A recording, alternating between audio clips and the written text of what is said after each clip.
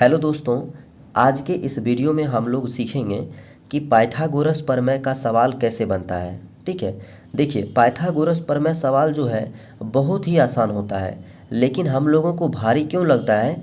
क्योंकि जिस मास्टर से हम पढ़ते हैं वो मास्टर हमें सही नहीं पढ़ाता है, तभी तो हमें ये भारी लगता है और हम मोबाइल पे सर्च करते हैं कि पाइथागोरस प्रमेय कैसे बनता है। ठीक है, तो दोस्तों अगर आप सच में सीखना चाहते हैं तो आप इस वीडियो को फुल वॉच कीजिए, और नहीं सीखना चाहते हैं तो अभी ही आप इस वीडियो को बंद कर दीजिए।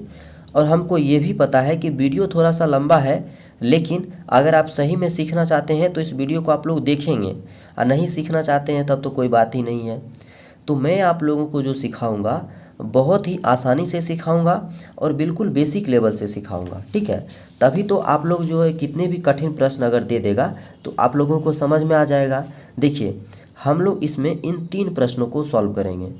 देखिए ये पहला जो प्रश्न है, इस प्रश्न में क्या कहता है कि इसमें हम लोग कर्ण निकालेंगे। ठीक है, अब ये पता इसमें कर्ण कैसे निकलेगा ये भी हम जानेंगे, और इसमें जो है हम लोग निकालेंगे लंब।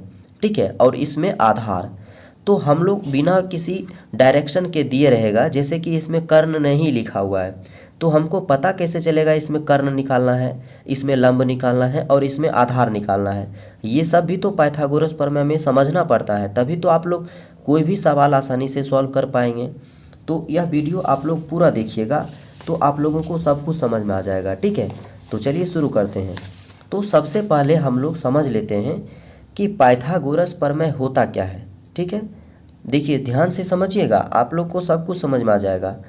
पाइथागोरस प्रमेय क्या होता है? तो सबसे पहले देखिए इसका डिफिनेशन होता है कि किसी समद्विबाहु समकोण त्रिभुज का कर्ण अन्य दो भुजाओं के वर्गों के योगफल के बराबर होता है। ठीक है, अब देखिए यहाँ पे हम एक समकोण त्रिभुज लिए हैं। समकोण त्रिभुज किसको कहते हैं? जिसका देखिए जो कोण 90 डिग्री पर इंक्लाइंड हो। ठीक है, ये 90 डिग्री पर एकदम परपेंडिकुलर है। ठीक है, ये देखिए ये 90 डिग्री पे है, इसको हम लोग बोलते हैं समकोण त्रिभुज। और ये इसका हो गया कर्ण। समकोण त्रिभुज में जो भुजा सबसे ज़्यादा लंबा होता है उसको हम लोग कर्ण बोलते हैं, और जो भुजा सबसे छोटा होता है इस त्रिभुज में उसको हम लोग बोलते हैं आधार। ठीक है, आधार बोलते हैं। अगर यहाँ पे ये थीटा लिया है मैंने, अब लंब इसको बोलेंगे। इसको कैसे बोलेंगे लंब? यहाँ पे अगर थीटा है, थीटा का मतलब कोई सा भी कोण, अगर यहाँ पे लिए हैं तो ये कोण के सामने वाली जो भुजा रहेगा उसको हम लोग लंब बोलते हैं। ठीक है, समझ में आ रहा है आप लोगों को? अगर देखिए यहीं पे ये ऐसा समझ लीजिए कि ये त्रिभुज है। ठीक है, ये त्रिभुज में अगर मैं यहाँ पे मानूँ थीटा, ठीक है यहाँ पे थीटा मान लीजिए, तो यहाँ पे थीटा रहेगा तो इसका जो है लंब कौन सा बनेगा? तो इस साइड बनेगा लंब, क्योंकि थीटा के सामने वाली भुजा लंब कहलाती है। ठीक है, तो समझ में आ रहा है आप लोगों को? तो इसमें देखिए हम ये तो समझ गए कि लंब कौन सा है, कर्ण कौन सा है, आधार कौन सा है। अब इस प्रश्न को हम लोग सॉल्व करते हैं। ठीक है, अब इस क्वेश्चन को हम लोग कैसे सॉल्व करेंगे वो हम समझ लेते हैं। तो सबसे पहले मैं यहाँ पे आपका एक फॉर्मूला लिख देता हूँ जो कि आप लोगों को समझ में आ जाए और आसानी से इस तरह के सवाल को सॉल्व कर पाएंगे। देखिए फॉर्मूला क्या होता है कि कर्ण स्क्वायर बराबर, ठीक है, कर्ण स्क्वायर बराबर लंब का स्क्वायर प्लस आधार का स्क्वायर। ठीक है, आधार का स्क्वायर। अब देखिए इसमें लंब का स्क्वायर बराबर कर्ण का स्क्वायर बराबर लंब का स्क्वायर प्लस आधार स्क्वायर। तो हम इसको ऐसे लिख सकते हैं, कर्ण बराबर रूट अंडर लंब का स्क्वायर प्लस आधार का स्क्वायर। ठीक है, क्योंकि ये जो स्क्वायर था जब इधर उठ के आ जाएगा तो ये ब्रैकेट में ये रूट में आ जाएगा। ठीक है, अब ये यहाँ तक आप समझ गए कि यही फॉर्मूला है। अब इसमें हम लोग देखेंगे कि इसमें क्या निकालना है। देखिए सबसे लंबी भुजा मैंने आपको क्या बताया था कि जो सबसे लंबी भुजा रहती है उसको हम लोग कर्ण बोलते हैं।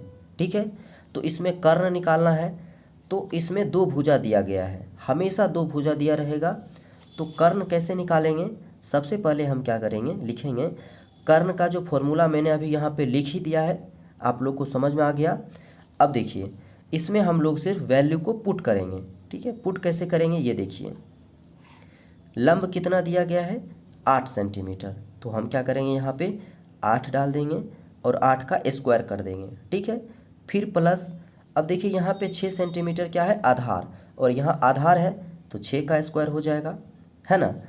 अब इसमें फिर से देखेंगे कि 8 8 कितना हो जाता है 64 प्लस 6 छाके 36। तो इसको जब हम लोग दोनों को जोड़ेंगे कितना हो जाएगा, यानी 100, ठीक है। और 100 को जब हम लोग ऐसे करेंगे यानी 10 गुने 10, और जब रूट के अंदर 2 बार एक ही संख्या रहता है तो एक बार उसको लिखा जाता है बाहर में, यानी 10। इसका वर्गमूल, या फिर ऐसे समझ लीजिए कि 100 का वर्गमूल कितना हो गया 10 सेंटीमीटर, यही इसका कर्ण हो गया। तो आई होप आप लोगों को कर्ण समझ में आ गया होगा कि किसी भी त्रिभुज का कर्ण कैसे निकालेंगे। देखिए अब इसमें क्या करेंगे हम लोग, इसमें सीख लेते हैं। इसमें निकलेगा लंब। लंब कैसे निकलेगा, ये देखिए, इसका जो फॉर्मूला होता है लंब स्क्वायर बराबर, यही फॉर्मूला है, बस इसको थोड़ा सा अलग कर देते हैं, ठीक है। लंब स्क्वायर बराबर कर्ण का स्क्वायर माइनस आधार का स्क्वायर, ठीक है। अब इसको हम अगर लिखेंगे लंब बराबर रूट अंडर कर्ण का स्क्वायर माइनस आधार का स्क्वायर, ठीक है। अब देखिए इसमें जब हम लोग इसको पुट करेंगे, कर्ण कितना दिया गया है 5 सेंटीमीटर, तो यानी 5 का स्क्वायर माइनस आधार कितना है 3 सेंटीमीटर, यानी 3 का स्क्वायर, फिर बराबर। अब देखिए इसको 5 5 कितना हो जाता है 25 माइनस 3 तिया कितना हो जाएगा 9। और जब एक चीज़ आप लोगों को ध्यान होगा, 25 में से 9 जाएगा तो कितना हो जाएगा 16, और 16 का वर्गमूल कितना होता है 4 सेंटीमीटर। अगर वर्गमूल किसी का नहीं भी होगा तो रूट में ही आंसर होगा, कोई दिक्कत नहीं है, ठीक है। यहाँ तक समझ में आ गया आप लोगों को। अब हमने इसमें सीख लिया कर्ण और लंब निकालना। अब लास्ट जो बचा है वो है आधार निकालना, ठीक है। अब देखिए आधार का क्या होता है, तो आधार बराबर, मैं डायरेक्ट लिख देता हूँ फॉर्मूला, आधार बराबर रूट अंडर कर्ण स्क्वायर माइनस लंब स्क्वायर, ठीक है। अब इसमें एक चीज़ देखिए, कर्ण कितना दिया गया है 12 सेंटीमीटर, और लंब कितना दिया गया है 8 सेंटीमीटर। 8 का स्क्वायर दोनों में कर देंगे क्योंकि स्क्वायर लगा हुआ है। अब इसमें फिर क्या करेंगे, 12 12 कितना होता है 144, 8 का स्क्वायर 64, और जब हम लोग इसको जब घटाएंगे तो कितना होगा, यानी 80 हो जाएगा। अब 80 जब हो जाएगा तो इसका हम लोग अगर चाहेंगे तो आगे कर सकते हैं, नहीं तो हम लोग क्या करेंगे रूट 80 सेंटीमीटर यहीं पर छोड़ सकते हैं, ठीक है। तो यही इसका आंसर हो गया। तो आई होप बच्चों आप लोगों को समझ में आ गया होगा कि पाइथागोरस प्रमेय कैसे बनाया जाता है और वो कैसे सॉल्व होता है। तो दोस्तों वीडियो अगर पसंद आया हो अब तो आप लाइक सब्सक्राइब ज़रूर कर दीजिएगा, मुझे पता है बोलने की भी मुझे ज़रूरत नहीं है, और बेल आइकन ज़रूर दबा लीजिएगा, ठीक है। Thank you.